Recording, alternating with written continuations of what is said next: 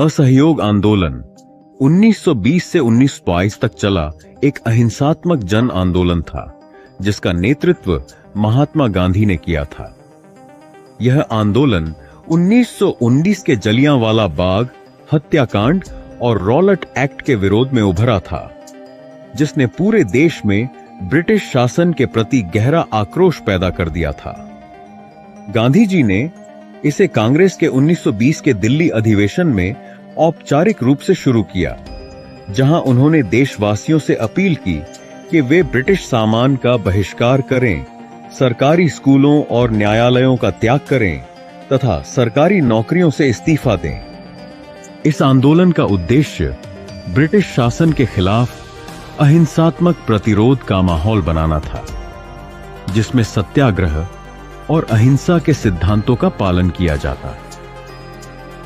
असहयोग आंदोलन में देश के लगभग हर वर्ग, किसान, व्यापारी, छात्र, वकील, महिलाएं और आम जनता ने भाग लिया।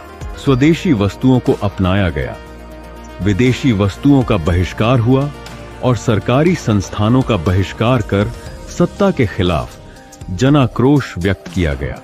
आंदोलन के प्रभाव से भारत में राष्ट्रीय चेतना तेज हुई और कांग्रेस की लोकप्रियता चरम पर पहुंची।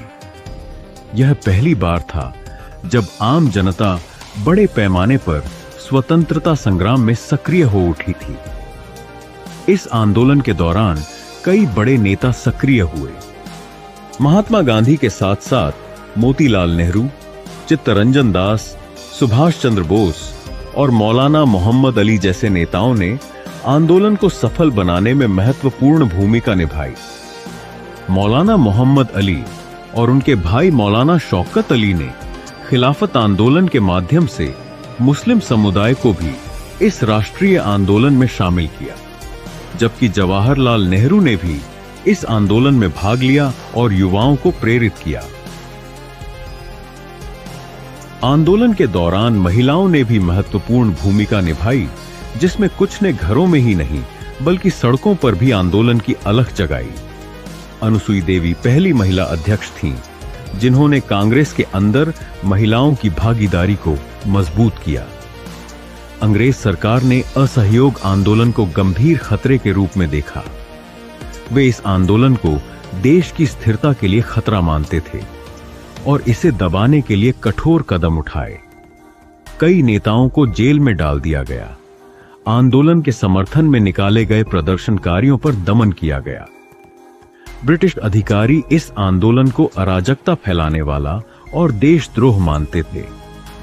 ब्रिटिश सरकार ने आंदोलन को खत्म करने के लिए मनोवैज्ञानिक और सैन्य दबाव दोनों का इस्तेमाल किया, लेकिन गांधी जी के अहिंसा और सत्याग्रह के सिद्धांत ने ब्रिटिश सत्ता को दीर्घकालिक चुनौती दी, जिससे उन्हें अपने शासन की नींव पर गंभीर प्रश्न खड़े हो गए।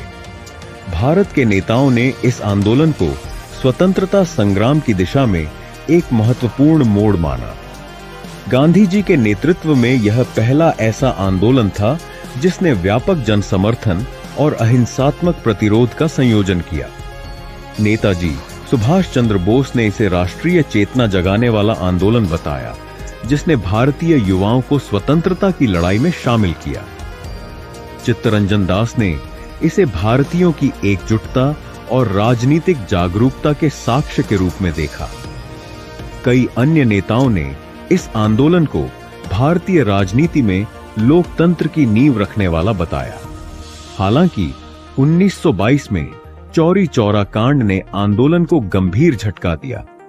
इस घटना में कुछ प्रदर्शनकारियों ने पुलिस थाने को आग लगा दी, जिसमें पुलिसकर्मी मारे गए। गांधी जी, जो अहिंसा के कट्टर समर्थक थे, ने इस हिंसा को निंदनीय माना और आंदोलन को तत्काल प्रभाव से रोक दिया।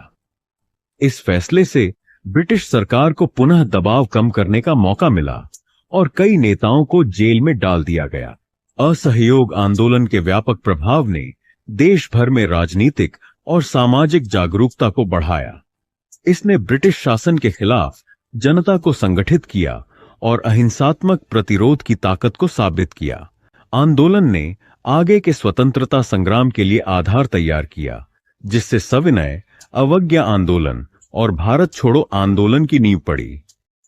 इस प्रकार असहयोग आंदोलन भारतीय स्वतंत्रता संग्राम का एक निर्णायक अध्याय साबित हुआ, जिसने भारत को आजादी की ओर एक मजबूत